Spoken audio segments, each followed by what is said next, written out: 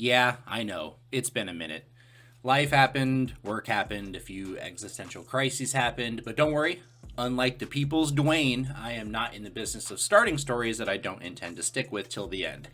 So if you haven't watched part one yet, go fix that. There's a link in the description. It's got all the setup, including how this version of Cena's final run even started, why he turned heel, and most importantly, what happened in the main event of WrestleMania 41. You'll want that context.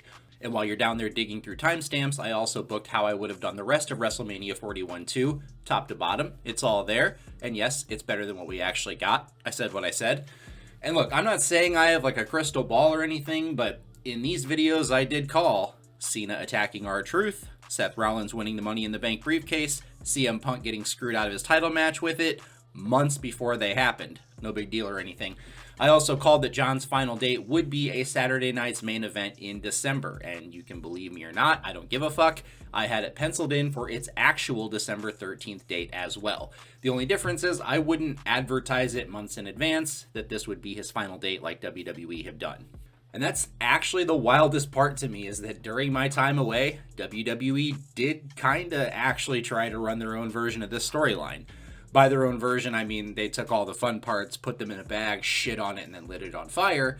But minus the Cena pipe bomb punkonomics rap, that was chef's kiss. But all of this was culminated with an abrupt whiplash-inducing ending that essentially had John come out and say, "Oopsie, Dwayne and Travis made me throw away everything I stand for. I see the error of my ways now. Please forget all the horrible things I said about you, and let's pretend like it didn't happen."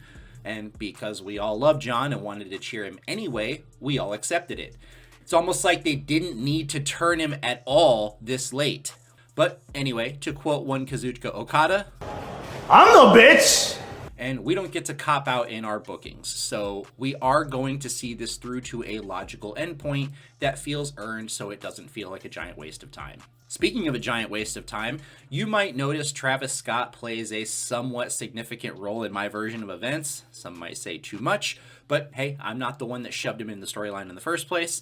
I'm also well aware that he turned out to be a massive dickhead, shocker, and that probably would cause problems for this angle in real life. And to that, I say, I'm giving you the booking that I wrote to wring every drop of chaos out of this fucking clown show WWE wrote themselves into. In the real world, if Travis flames out or gets canceled, fine, swap in literally any other celebrity, the beats still work. So my first booking ended right after SummerSlam, and just like in real life, John has 12 appearances left before his time runs out. You might note I also did change a few things, such as instead of our October PLE being Crown Jewel, we're going to bring back Bad Blood again. Also, I refuse to incorporate the recently announced WrestlePalooza show on September 20th into my booking. I don't know if WWE is thinking they can make WrestlePalooza on the same scale of WrestleMania or something, but everyone knows it goes Con, Fest, Thon, Orama, Frenzy, Tacular, Palooza, Cade, Mania, Gasm. So, unless we get WrestleGasm someday, which I will now be filing a patent on ASAP, Mania is as high as it gets, and I give no fucks about WrestlePalooza. Anyway, so we pick things up on the August 8th SmackDown in Montreal. And with John in this booking having recently taken some personal shots at Kevin Owens and then defeating Sami Zayn, his heat should be pretty boiling by the time he gets here. He comes out gloating about proving once again how he is and forever will be better than Randy Orton. And more than that, I've proven that no matter how much the business may run in your family, no matter how many advantages you're given by being born with a certain name, it means absolutely nothing. And that leads me to the other Nepo baby, Cody Rhodes. I see you finally brought your sorry ass out of hiding, but you wasted your time because you have nothing I want, and I'm not giving you anything. I'm a one-man dynasty, and the legacy of the GOAT belongs only to me. I'm taking this home with me, and no matter how long your wrestling family lineages go into the future, none of them will ever hold this. Cue the music of one Bronathan Breaker. Now, in my booking, Braun Breaker did not lose the Intercontinental title at WrestleMania and is still champ, having just defended successfully again at SummerSlam versus Damian Priest. And ultimately, you could do a version of this exact same story with our current champ Dominic Mysterio, but because I already booked it as Braun Breaker months ago, and again, there are rules, damn it, we're going to keep it as is. Braun says, family and lineage may not mean anything to you, John, but you see, ever since I stepped foot in the WWE, my destiny has been to be the first member of my family to hold that. He points at the WWE title. And there's no way that I'm letting you leave with that without going through me first. Now, Cody Rhodes may not have anything that you want, but I have something you've never had, taps the Intercontinental Championship. The gaping hole in your legacy. So what do you say, John? What do you say we put it all on the line, title for title? And John takes a long look at the Intercontinental title, and after a pause, he says, fine. You want to hand me another championship legacy to take home with me? Okay. John Cena versus Braun Breaker, title for title at Clash in Paris. This will be another teachable moment for you, young man. Little callback to their only other previous appearance together in NXT. You're going to hand the title held by nearly every great mat technician this industry has ever seen to the guy who can't wrestle. And they will never let you forget it. And that will be your legacy. I'll see you in Paris. And then John goes to attack him, and they share a similar thing that happened last time where they nearly hit each other with their finishers thing, but ultimately John is the one who bails from getting hit by the spear. Now, the next week, two big developments happen. One is we see Cody Rhodes again, who comes out and says, John Cena says he's done with me, but he has no idea we're just getting started.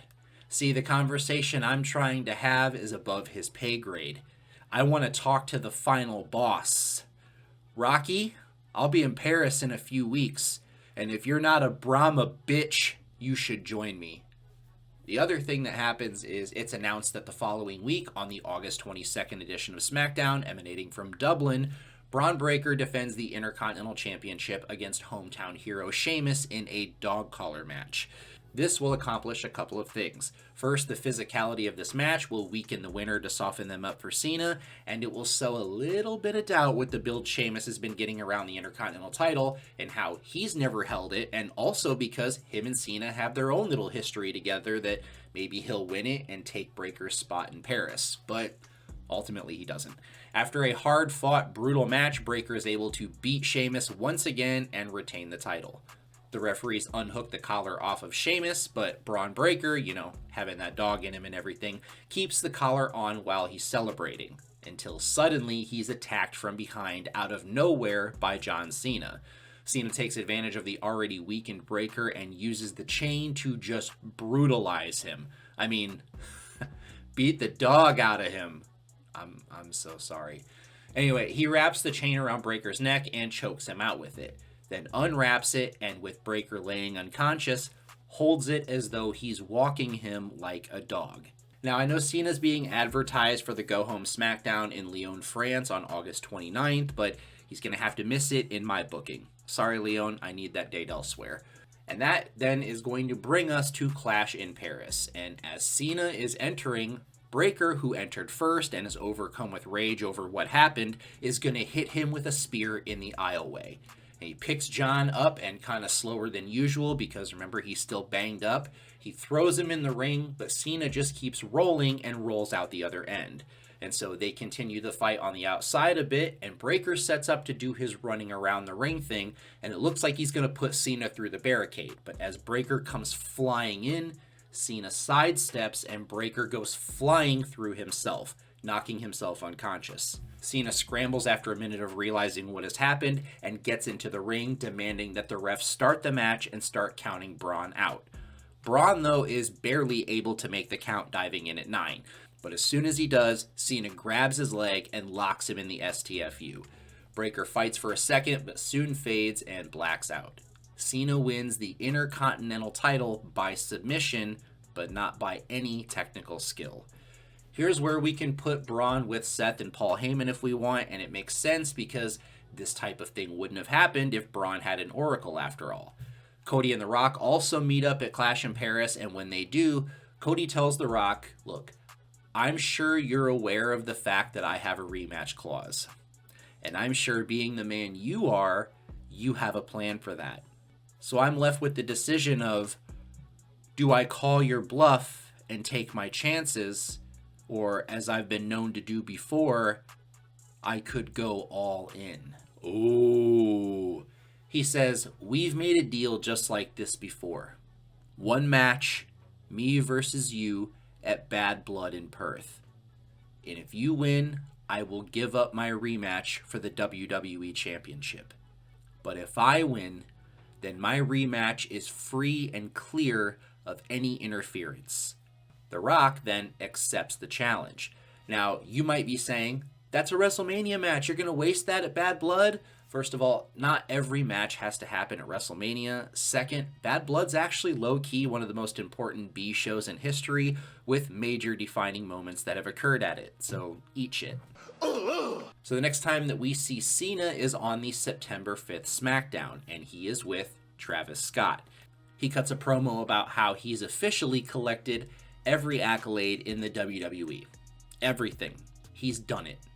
And now that he's completed it, it's time to tear it all down and ruin wrestling for good, which begins tonight as we tick down into the single digits, boys and girls. After tonight, we have only 8 left, and you lucky folks in Chicago get to see John Cena defend his Intercontinental Championship against Travis Scott. I'm going to hand the workhorse title to the actual biggest workhorse that I know. Yeah, and he will forever be able to say he's the last guy to pin the GOAT. They order the match to begin, and John lays down to allow Travis to pin him, but the match is interrupted by a returning R-Truth, who then lays John Cena out and yells, "You gonna put some respect on my name." The match is then ruled a disqualification. Later on in the night, John is enraged at what transpired, and Ava attempts to convey the message from her dad to rebook the match for later that night. But John says no, and just sort of tosses the IC title to Travis Scott, saying, "Here, it's yours." He says, "The match I want you to get booked is with me and R-Truth at Bad Blood." Now, I loved the promo where Truth cut his hair off and reformed into Ron Killings. That is amazing. And although now they're seemingly probably going to ruin the good work they did with him and not do anything interesting, we're going to use that promo here. And if you'd like me to do a proper Ron Killings booking, let me know. Maybe I will. Anyway, the match is made for Bad Blood, and the next we see John Cena is the September 15th edition of Raw, where we get a Miz TV segment with John and Travis Scott. With The Miz having a bit of a friendship with R-Truth and having a bit of a rivalry with Cena over all these years, it makes nice narrative sense. Miz starts taking up for his former tag team partner and tells John that, "I've never seen Truth like this, and I hope you're looking past him, because if so, Ron Killings is leaving as WWE champion." Now, Travis Scott steps up to The Miz, feeling hard with Cena next to him, and Miz tells him he's a disgrace to the title that he's holding. A brawl ensues with The Miz getting beat down 2-on-1 until Ron Killings shows up and evens things up, getting the better of Cena in their exchange. Now, in between this and their match, though, we get an amazing promo from Truth about how nobody expects him to win, and people have not been taking him serious for too long, but that he recognizes this is the biggest moment and the biggest match of his career, and that he will be the only one laughing that night. Basically sort of treating it like a Cactus Jack situation, like, you ain't getting R-Truth, you getting Ron Killings, bitch. That brings us to Bad Blood, where Cena is obviously going to go over, but let's maybe make it more than a glorified squash match. You know, have Cena attempt to appeal to Truth during their match, only to see that Ron Killings is all that's there. Have Killings get a very close near fall, you know, easy stuff, but either way, Cena wins. Cody versus The Rock also happens at Bad Blood, and they put on a great match, but right as Cody has hit the crossroads and is about to do the thing where he goes to do more than one, we hear play out over the arena, "American Dream," the opening riff of his father's classic theme from his time in the WWE in the 80s, and that many people still see as Vince humiliating Dusty back then. However, it's not actually the song that we know. It's a Travis Scott remix, also called American Dream. Or call it American Fiend if you will, baby. I don't give a fuck. Point is, Travis Scott's appearance to this song distracts Cody enough for The Rock to hit him with brass knuckles. Ava comes running out with another referee, and The Rock covers Cody to pick up the win. The following SmackDown on October 17th, John Cena appears and talks about how when he leaves here tonight, there will only be a handful of chances left to see the GOAT make the walk. And your best chance of preventing me from leaving with this went and fumbled his opportunity. Are you guys feeling desperate yet? It's almost over. Then Cody Rhodes emerges, appearing dejected. But before he can even speak, John cuts him off with a smile and says, "Look, I can only imagine how hurt and humiliated and embarrassed you must be right now. See, there's two great tragedies in this world, Cody. The first is not getting what you want. The other is getting it. You got exactly what you asked for. You got to finish the story, but you let me get my hands on the book. And now I'm taking it home to sit on my shelf. That's how your story ends, my friend. That's hard times." Cena then leaves Cody in the ring, speechless and broken. Over the next few weeks, every time Cody Rhodes appears at one of the shows, he is being noticeably treated different by the boys in the back, being looked at like this is his fault. He lost the title, he fumbled his chance to make it right. At first, it's just the usual suspects like The New Day, Drew McIntyre, and Gunther, but then it starts becoming people that are supposed to be his friends like Sami Zayn and CM Punk.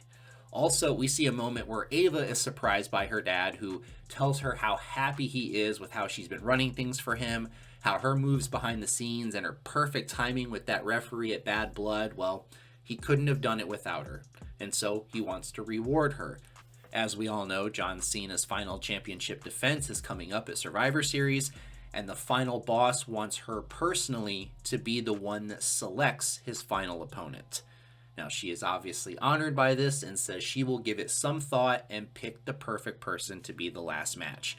And he says, "I know you'll do what I would want you to do when the time comes." Cena's next appearance is advertised as his last Monday Night Raw on November 10th, and this is recognized as a special night. Video packages, kind words from the Hollywood stars John Hobbs with Now. Musical guest for the evening is Travis Scott performing American Dream, and as his warm-up act, we get to see John show up one last time as the Doctor of Thugonomics.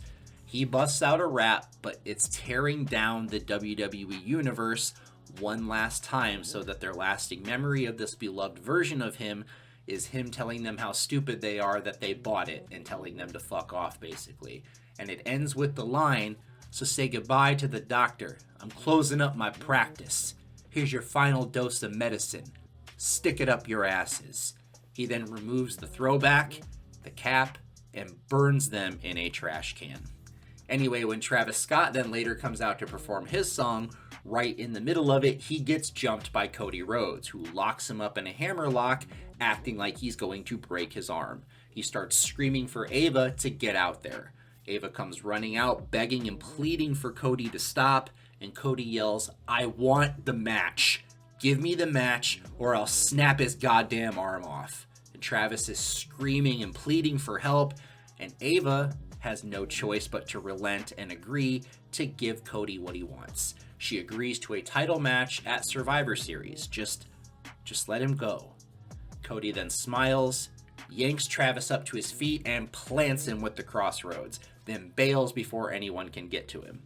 Now, backstage, as Raw goes off the air, we see a massive blow-up between John Cena, The Rock, and Ava, with Cena furious over being forced to wrestle Cody, and The Rock basically passing the buck on to his daughter. "The first real power I give you, and this is what you do with it.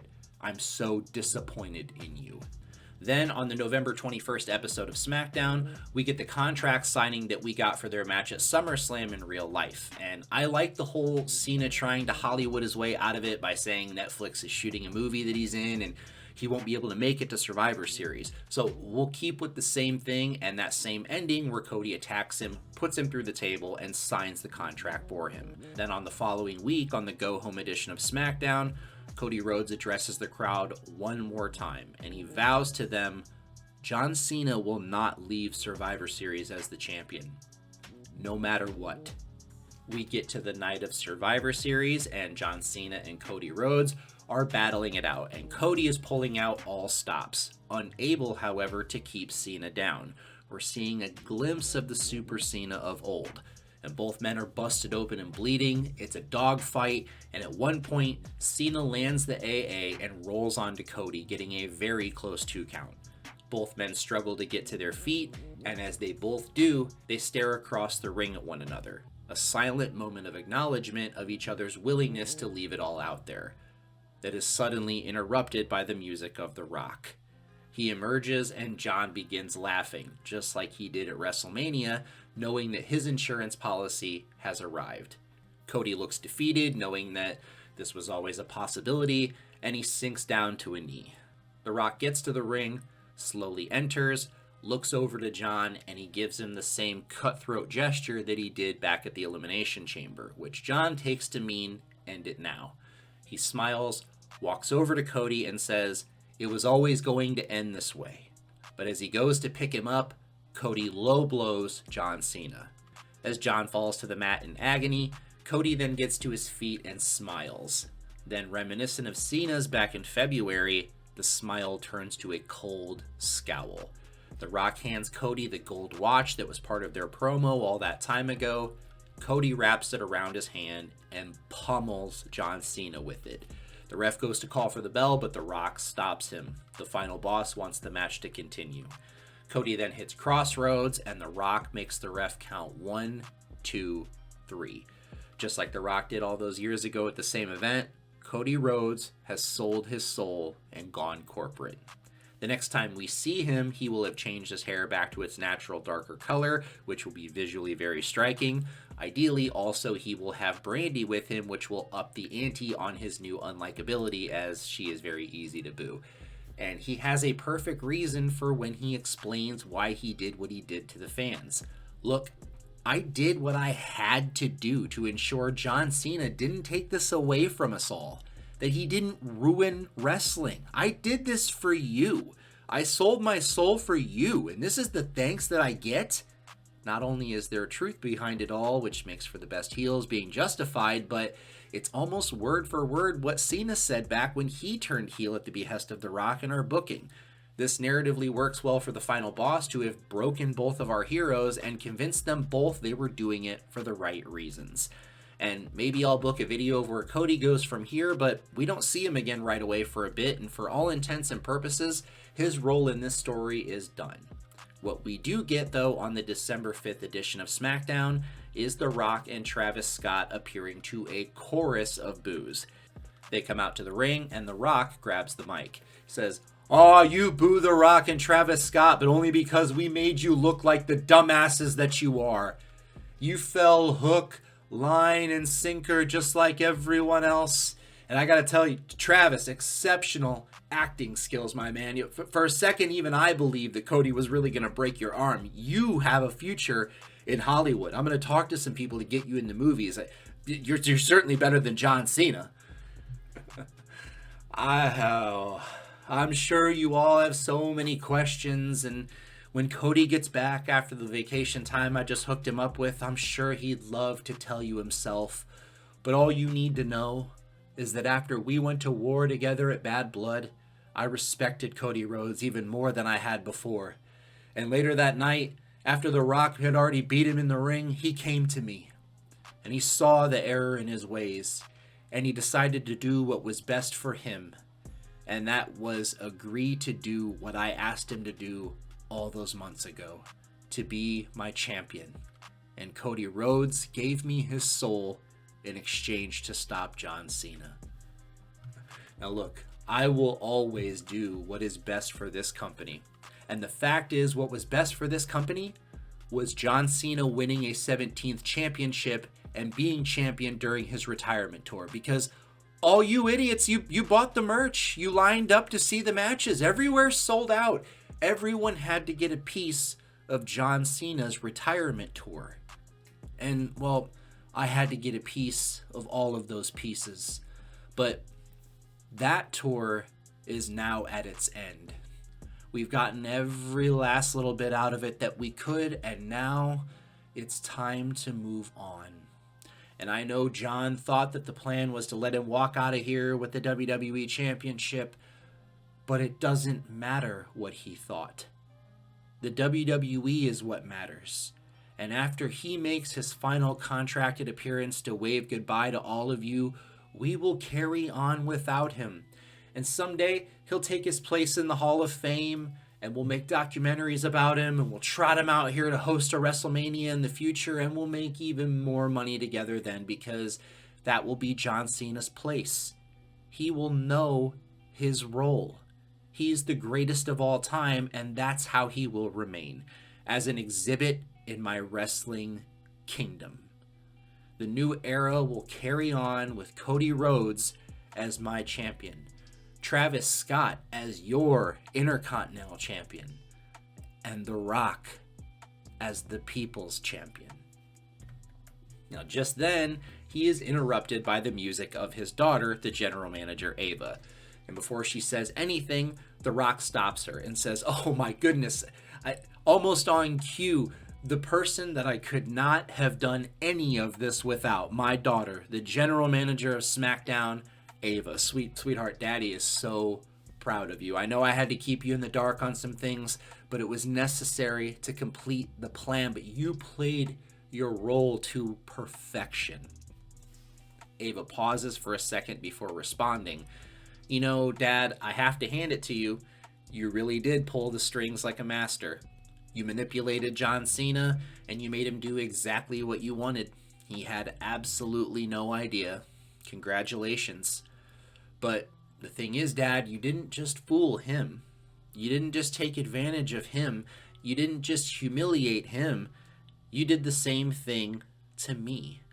But I'm not mad. No, I mean, you're the final boss. Sometimes the boss has to make decisions that are difficult. And as your apprentice, I understand this. And I wanted to show you, I'm really soaking up these lessons you're teaching me by taking the initiative to make a difficult decision of my own. See, Dad, you might remember a few weeks back, you gave me alone the power to decide who would be John Cena's final opponent. Well, I spoke with him this morning. He will be at Saturday night's main event 1 week from tomorrow, and I've chosen his final opponent to be you." The Rock obviously protests this and responds with, "I don't give a goddamn what kind of power you think you have, little girl. You don't have the authority to make a match for me." To which she responds, "You're right. Alone, I don't." Then it's time to play the game. Triple H appears and says, "You know, Rocky, I was going to tell you, but you were just so busy and couldn't return my calls this week. I also believe in what's best for business. And so, in that spirit, Ava and I have agreed that the perfect final opponent for John Cena should be the final boss himself. And so I took it to the exact number of board members that I would need, and they loved it. So it's already set. Oh, and just because it felt right and to ensure the maximum amount of buzz, Travis, you're going to defend the Intercontinental title as well." Now, The Rock looks over and simply says, "Enjoy all of this. Take some final mental photos of the kingdom you thought you were going to inherit, because I've already won the war. It's mine. There's not a goddamn thing you can do about it. And after I'm done with Cena, I'm not only going to fire you, I'm going to erase your family's legacy. And speaking of family," he turns to look at Ava, "you're no longer any family of mine." Now, during the week in between, we should get some sort of social media post from John Cena that says something like what he said in real life when he just abruptly changed face. I thought I wanted to ruin wrestling, but in reality, I was terrified that you guys would forget me once I'm gone. And ironically, the only thing I ruined was my legacy. I can't take back the things that I said and did this last year, but what I can do is use the little bit of time left to give you one last moment. The last time is now. At Saturday night's main event, we see Travis Scott in the ring waiting for his mystery opponent, who turns out to be Ron Killings. He should get a major pop, and we're going to have him win the title here. Then we get a wholesome backstage moment where John congratulates Truth and apologizes for everything. We can even do the whole "if you back, I'm back" bit from real life as well, because that was hilarious.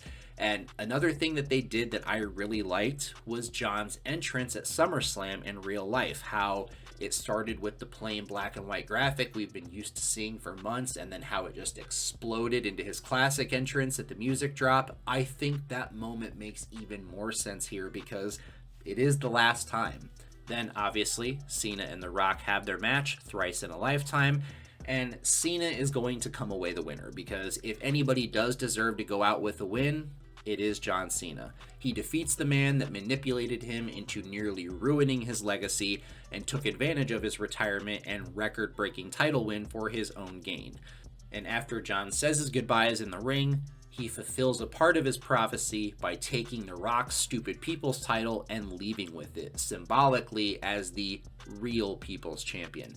Maybe he can put a spinner on it and then post about it afterwards to rub it in or something, but basically, this banishes The Rock and Travis Scott away for a bit as well. And now, rather than ruining wrestling, John has vanquished the things that actually are kind of ruining it. In case you're wondering what happens to poor Nick Aldis, well, he shows up as a surprise entrant in the 2026 Rumble after Ava hires him back on. As far as Cody and The Rock are concerned, well, that's a story for another time. But anyway, that is the end of John Cena's heel retirement run. What did you think? Tell me about it in the comments below. Tell me what you'd like me to do next. Should I show how a John Cena face retirement maybe would have gone? Or should I rebook the abomination that was Jey Uso's objectively failed world title run? Or make up your own thing and maybe I'll do it. Thanks for watching, everybody. Please like and subscribe to help the channel if you enjoyed this, and I will catch you next time.